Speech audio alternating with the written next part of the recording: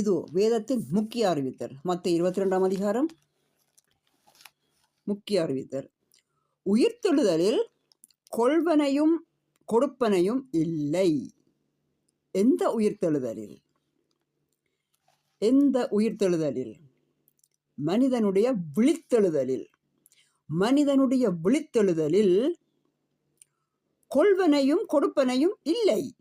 அவர்கள் பரலோகத்திலே தேவ தூதரை போல் இருப்பார்கள்.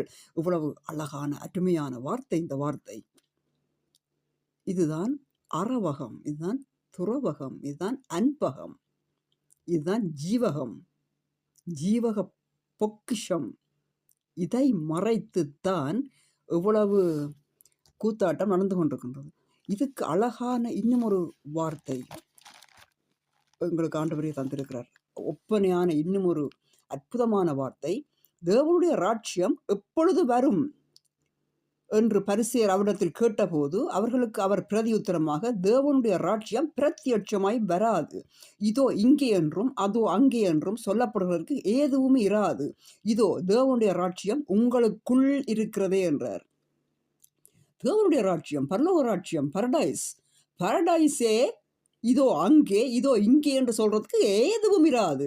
மறைக்கப்பட்ட சத்தியம் இது. திறவுகோல், ஞான திறவுகோல் இது.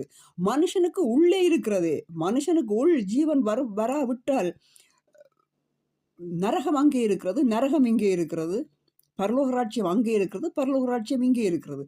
இங்கே ஏசப்பா என்ன சொல்லிக்கிறார்? இது இயேசுவின் திருவார்த்தை.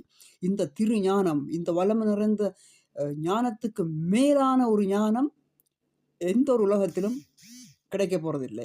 ஆசீர்வதிக்கப்பட்ட நல்ல நாள் பெற்றுக்கொள்ளவும் ஆசீர்வாதமாக இருக்கவும் பிள்ளைகளை கட்டி கொடுக்கிறது. பொம்பளை பிள்ளைகளை அமர்த்தி பிடிச்சி கட்டி கொடுப்பது. ஏனென்றால் அவர்கள் ஒரு மண்ணோடு ஒரு புருஷனோடு தான் தொலைவில் இருக்க வேண்டும். இல்லாவிட்டால் அவர்கள் நரகம் போவார்கள். இது யார் உங்களுக்கு சொல்லி தந்தது? அப்படி அங்கே தேவ தூதர் போல் இருப்பார்கள். பிள்ளைகளை தேவ தூதர் போல் இருக்க விடுங்கள். கேவலமான வார்த்தைகளால் வஞ்சிக்காதிருங்கள். அப்ப தேவ தூதர்கள் எல்லாம் என்ன? அப்படி பிறந்தவர்களா, இப்படி பிறந்தவர்களா? அவர்கள் பரலோகவாசிகள், அவர்கள் அக்கினிமயமானவர்கள், விழித்தெழுந்தவர்கள், கட்டுண்டு போன அடிமைகள் அல்ல.